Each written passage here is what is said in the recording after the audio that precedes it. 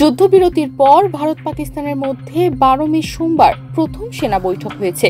বৈঠকে দুই দেশ আর একটিও গুলি না চালানোর ব্যাপারে একমত হয়েছে। এছাড়া সিদ্ধান্ত হয়েছে একে অপরের বিরুদ্ধে কেউ আর আক্রমণাত্মক বা শত্রুতামূলক কোনো পদক্ষেপ নেবে না।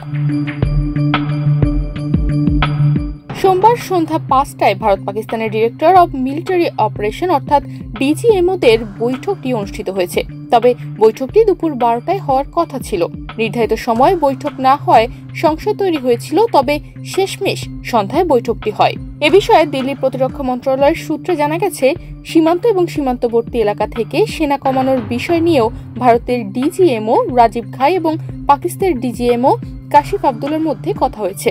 এছাড়া দুই দেশের ডিজিএমওদের মধ্যে একে অপরের বিরুদ্ধে একটিও গুলি না চালানোর প্রতিশ্রুতি অব্যাহত রাখার বিষয়ে আলোচনা হয়। সেই সঙ্গে কোনো পক্ষই যেন আক্রমণাত্মক পথে না হাঁটে সেই বিষয়ে আলোচনা হয়েছে। বৈঠকে সীমান্ত এবং সীমান্তবর্তী এলাকা থেকে সেনা কমানো নিশ্চিত করার জন্য তাৎক্ষণিক ব্যবস্থা গ্রহণের বিষয়েও উভয় পক্ষ একমত হয়েছেন। পাকিস্তানের প্রভাবশালী পত্রিকা ডন জানিয়েছে, প্রায় 45 মিনিটে স্থায়ী হয় এই বৈঠক। তবে বৈঠক শেষে এ বিষয়ে কোনো দেশই বিবৃতি দেয়নি। দুই দেশের সীমান্ত রেখার 1 কিলোমিটারের মধ্যে কোনো হেলিকপ্টার ও 10 কিলোমিটারের মধ্যে কোনো যুদ্ধ বিমান প্রবেশ করবে না বলে সিদ্ধান্ত হয়েছে বলে জানা যায় ডনের প্রতিবেদন থেকে। আপাতত জম্মু কাশ্মীর এবং ভারত পাকিস্তানের অন্যান্য সীমান্ত এলাকার নিরাপত্তা ও ব্যবস্থাপনার দায়িত্বে থাকবে ভারতের সীমান্ত রক্ষী বাহিনী বিএসএফ এবং পাকিস্তানের সীমান্ত রক্ষী বাহিনী রেঞ্জার্স। এছাড়া সীমান্তে সেনাবাহিনীও থাকবে, তবে সংঘাত পরিস্থিতির সৃষ্টি না হলে তারা সামনে আসবে না।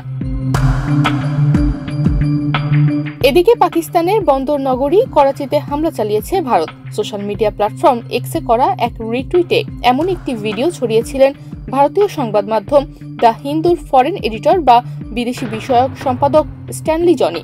তবে পরে দেখা যায় তার ছড়ানো এই তথ্যটি ছিল ভুয়া এবং শেষমেশ এখন তিনি তার সেই কাজের জন্য ক্ষমা প্রার্থনা করেছেন।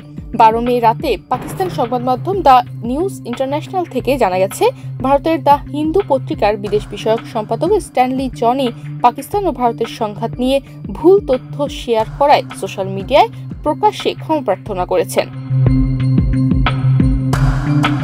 অপরদিকে ভারতের 32টি বিমানবন্দর গতকাল সোমবার খুলে দেওয়া হলেও আজ মঙ্গলবার সকালে পাকিস্তানের সীমান্তবর্তী 8টি বিমানবন্দরে উড্ডয়ন বন্ধ রাখার সিদ্ধান্ত নিয়েছে এয়ার ইন্ডিয়া ও ইন্ডিগো। তনিমা রহমান, বাংলাদেশ প্রতিদিন।